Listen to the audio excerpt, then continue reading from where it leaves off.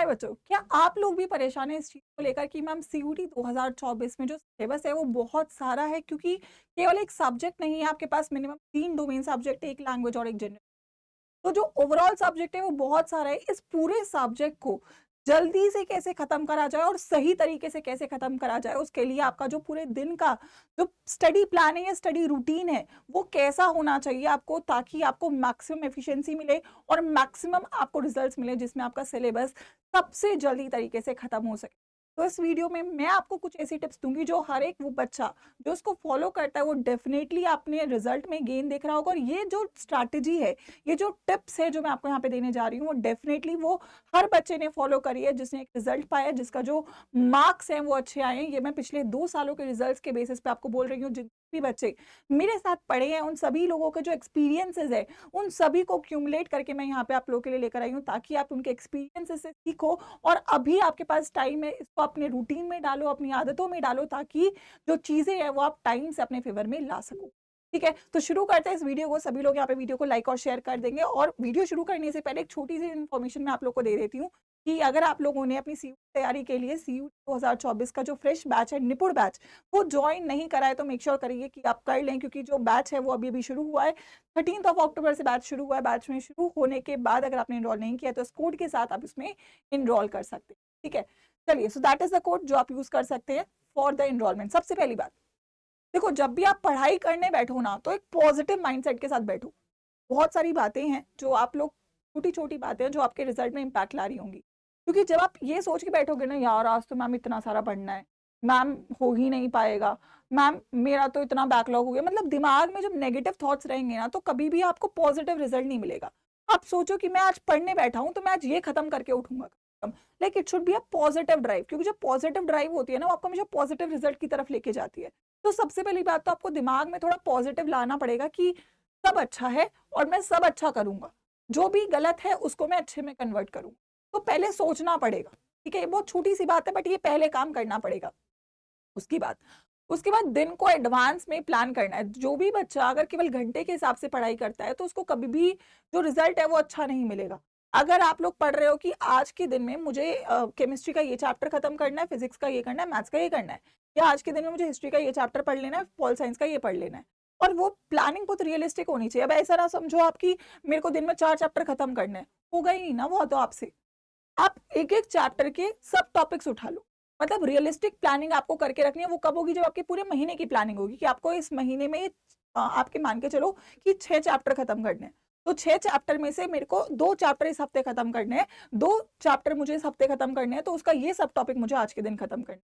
तो जब आपके पास एक प्लान होगा ना तो आप उसे एग्जीक्यूट कर पाओगे। अगर आप ऐसे ही पढ़ रहे हो कि आज देखते हैं कितना हो जाएगा, तो वो कभी भी आपको रियलिस्टिक रिजल्ट नहीं देगा।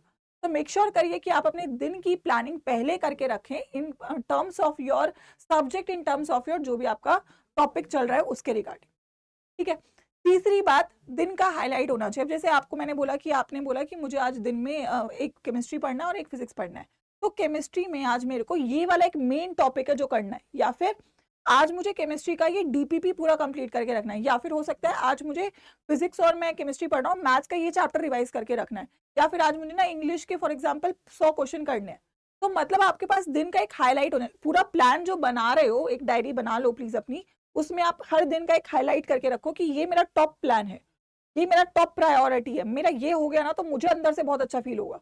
और ये छोटे छोटे टारगेट्स जब अचीव होंगे ना तो उससे अपनी खुशी का स्रोत बनाओ कि जब ये हो जाएगा तो मुझे अच्छा फील होने लगेगा, और वो होगा। ट्रस्ट मी, वो आपको धीमे धीमे होने लगेगा, लेकिन आपको ये शुरू करना पड़ेगा। ठीक है, उसके बाद जब भी आप पढ़ने बैठो तो आपके पास आपके रिसोर्सेज पहले से ही होने चाहिए। अब ऐसा नहीं जैसे आपने सोचा कि आज मेरे को ये चैप्टर पढ़ना है तो आप यूट्यूब सर्च करने आज बैठे हो कि अब देखता हूँ, तो आधा घंटा तो तुमने रिसर्च करने में ही निकाल दिया, ये अच्छा है ये खराब है। तो पहली बात तो मैं बोलूंगी कि आपको इतना लोड नहीं देना है कि आपको चीजें ढूंढनी पड़े।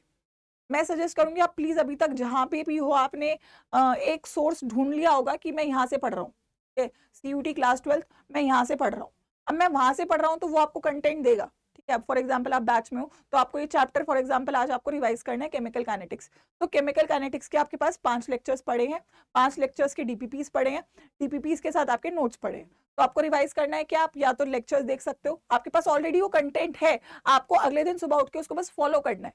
तो आपके पास रिसोर्सेज पहले से ही तैयार होने चाहिए जो आपको अगले दिन करना है। अगर आप अगले दिन रिसोर्सेज ढूंढोगे तो फिर आपका टाइम उसमें भी जाएगा, और उसमें क्या पता मिले क्या पता ना मिले, नहीं मिले तो फिर नेगेटिव हो जाएगा। तो मतलब कि you should not work on की देखा जाएगा, मिल जाएगा तो सही है, नहीं मिलेगा तो फिर ढूंढेंगे। तो वो ढूंढने में और ये जो हार्डवर्क की एक्स्ट्रा है ना, इसको रिड्यूस करना है, क्योंकि यार टाइम कम है आपके पास, हार्डवर्क आपको अपनी पढ़ाई में लगाना है। You should have a platform, you should have a resource bank जिसमें आपके पास सब कुछ है। केमिस्ट्री का पूरा मसाला तैयार है, हिस्ट्री का सारा मसाला तैयार है, फिजिक्स का सारा, चाहे वो लाइव क्लासेस है, चाहे वो नोट्स है, चाहे वो डीपीपीज है, पीवाईक्यूज है, मॉक टेस्ट है, हर चीज आपके पास होनी चाहिए। क्योंकि अगर ये चीजें नहीं है तो फिर कैसे करो, ये आपके वेपन्स हैं एग्जाम में परफॉर्म करने के लिए, वेपन्स तो इकट्ठे करने पड़ेंगे ना, बिना वेपन्स के कैसे लड़ाई करोगे, वो 20 लाख के क्राउड से कैसे आप जीतोगे। तो आपको पहले रिसोर्सेज एक्यूमुलेट करने पड़ेंगे, ये बहुत ये तो बेसिक है, लड़ाई शुरू करने से पहले आपके पास रिसोर्सेज होने जरूरी है। ठीक है, इसके बिना तो क्या ही नंबर आएंगे, कैसे नंबर आ जाएंगे जब आपके पास कंटेंट ही नहीं है पढ़ने के लिए। दूसरी बात, जब हम पढ़ाई करते हैं तो बहुत सारे ऑब्वियसली डिस्ट्रैक्शंस होते हैं। पहली बात तो डिसाइड कर लो क्या डिस्ट्रैक्ट कर रहा है तुमको।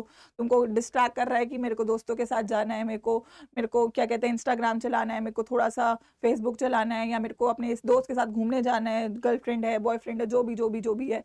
तो वो डिस्ट्रैक्शन पहले तो अपना फाइंड करो और फिर उससे थोड़ा दूर हो जाओ, क्योंकि बेटा ये 5 6 7 महीने नहीं वापस आएंगे। ये 6 7 महीने के बाद जो करना है करना, लेकिन मैं तो बोलूंगी नहीं करना बुरी चीज है, बट स्टिल 6 7 महीना है, प्लीज इसमें लग के पढ़ लो। जो भी डिस्ट्रैक्ट कर रहा है उसको दूर कर दो अपनी लाइफ से, क्योंकि इस वक्त ये टाइम बहुत बहुत क्रूशियल है, वापस नहीं आएगा।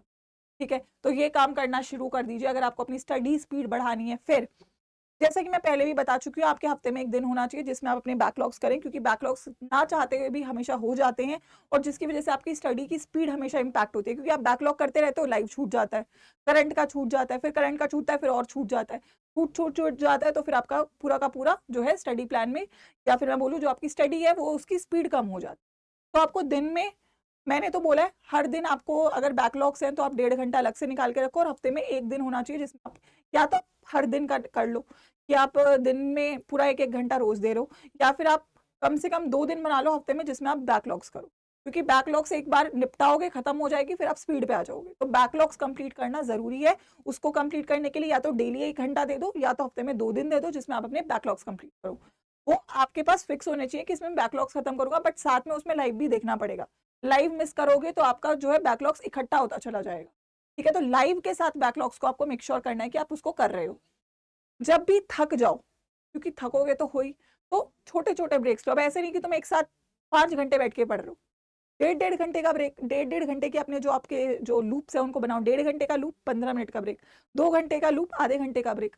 तो ये क्या करेगा, ये आपकी एफिशिएंसी बढ़ाएगा, आपके बैठने की क्षमता को बढ़ाएगा, आपके फोकस को बढ़ाएगा। तो ऐसा नहीं रखना कि आपको बस ऐसा ही बस पढ़ना है तो बस मतलब अब उठना ही नहीं है, तो वो तो केवल बैठना होगा। बैठे हो तो रिजल्ट लेके निकलना है, बैठे हो तो उस 2 घंटे का यूटिलाइजेशन करना है। ठीक है, तो मेक श्योर करना है कि आपको अपने जो दिन है, अपना जो स्टडी टाइम है, उसको मैक्सिमम एफिशिएंसी के साथ इस्तेमाल करना है। ठीक है, उसके बाद प्रोग्रेस एनालिसिस बहुत इंपॉर्टेंट है। मतलब आपने जो भी पढ़ा तो आप टेस्ट देंगे, टेस्ट से आपको पता चलेगा आप कहाँ पे हो। अच्छा नहीं कर रहे हो तो वो मोटिवेट करेगा आगे बढ़ने के लिए, और अच्छा कर रहे हो तो वो भी मोटिवेट करेगा और अच्छा करने के लिए। लेकिन अगर ये चेक ही नहीं करोगे तो फिर कैसे पता चलेगा अच्छा कर रहे हो या खराब। तो ये सारी बातें अगर आप फॉलो कर रहे हो पूरे दिन में तो वो आपकी स्पीड को बढ़ाएगा। सबसे पहली बात, आपके पास कंटेंट होना चाहिए पढ़ाई के लिए, फिर आपके पास स्टडी प्लान होना चाहिए पढ़ने के लिए, फिर आपके पास अपनी टू डू लिस्ट होनी चाहिए पढ़ने के लिए, डिस्ट्रैक्शंस को अवॉइड करना है, अपनी जो स्टडी साइकिल है उसमें ब्रेक्स रखने हैं, मिनी ब्रेक्स, और उसके बाद अपने प्रोग्रेस को चेक करना है। अगर आप ये पूरा लूप फॉलो करोगे तो कहीं ना कहीं आपकी जो स्पीड है और एफिशिएंसी है वो स्टडीज की इंक्रीज होगी, हर एक सब्जेक्ट के लिए इंक्रीज होगी, और जब ये इंक्रीज होगी तो आपका जो रिजल्ट है वो भी ऑटोमेटिकली इंक्रीज हो जाएगा। तो आप सभी लोगों के लिए मैं यही बोलूंगी कि मेरी तरफ से जो आपके लिए इनिशिएटिव्स हैं वो आते रहेंगे, लेकिन आप लोगों को शुरू करना पड़ेगा बच्चों पढ़ना, क्योंकि 7 महीने कब निकलेंगे आपको पता भी नहीं चलेगा। धीमे धीमे 6 महीने, 5 महीने, 4 3 2, और फिर पेपर आ जाएगा, और फिर पेपर से पहले आप बोलोगे मैम प्लीज सब कुछ करवा दो, बट मैम भी तो इंसान ही है ना। तो आपके छोटे से इंसानी दिमाग में हम क्या क्या एक महीने में डाल सकते। तो आप महीने काम निपटाते चलो, धीमे धीमे पढ़ाई शुरू करो, लेकिन करनी शुरू कर दो, क्योंकि शुरुआत तो करनी ही पड़ेगी। तो मेक श्योर करिए आप इस शुरुआत को जल्द से जल्द कर दें, और जल्द से जल्द करने के लिए मेरा सजेशन है कि आप लोग CUET 2024 का जिस भी स्ट्रीम के आप हो उसका महापैक ज्वाइन कर लीजिए अगर पॉसिबल है तो, और उसमें भी डिस्काउंट के लिए Wi-Fi 13 मेरा कोड है, आप इसको जरूर लगाइएगा, सबसे ज्यादा डिस्काउंट आपको इस कोड के साथ मिल जाएगा। और अगर आप महापैक किसी रीजन की वजह से इनरोल नहीं कर सकते हो तो मैं बोलूंगी जो आपका फ्रेश बैच है, निपुण बैच, उसको आप मिस आउट प्लीज मत करिएगा, क्योंकि बार बार आपको ऐसे बैचेस नहीं मिलेंगे जिसमें हम आपको डिटेल में तैयारी करवाएंगे। ठीक है, जो भी नए बच्चे हैं उनके लिए मैं बता दूंगी, आप अड्डा 247 की वेबसाइट पर अंडर ग्रेड एंट्रेंस के CUT सेक्शन में साइंस आर्ट्स कॉमर्स, अब जो भी आपकी स्ट्रीम है, अगर आप पहली सजेशन है महापैक की, लेकिन अगर आप लोग केवल एक बैच ज्वाइन करना चाहते हैं तो आप कोई भी स्ट्रीम, फॉर एग्जाम्पल मैंने साइंस चुन लिया, तो यहाँ पे आपका ये है निपुण बैच। ठीक है, पहला ऑप्शन महापैक है। If you can not enroll in this batch because of any financial issue, तो आप लोग ये वाला बैच ज्वाइन कर सकते हो, इसमें आपका पूरा सिलेबस होगा और ये शुरू ही होने वाला है बैच। तो I would suggest it is a best time अपनी तैयारी को शुरू करने का। जो भी यहाँ पे कोड लगा है उसको रिमूव कर दीजिएगा एक बार, और ये वाला कोड लगा लीजिएगा, इसमें आपको मैक्सिमम डिस्काउंट मिल जाएगा।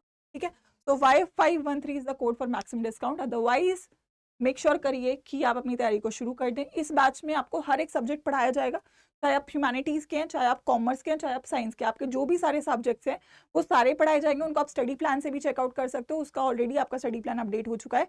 सभी सब्जेक्ट्स के टेस्ट रहेंगे, सभी सब्जेक्ट्स की DPPs रहेंगी, सभी सब्जेक्ट्स की आपकी लाइव और रिकॉर्डेड क्लासेस रहेंगी, और सभी सब्जेक्ट की टेस्ट सीरीज। तो आई थिंक कंप्लीट पैकेज रहेगा, आपको बस शुरू करने की जरूरत है, क्योंकि कंटेंट और रिसोर्सेज यहाँ पर आपका इंतजार बच्चों कर रहा है। All the best.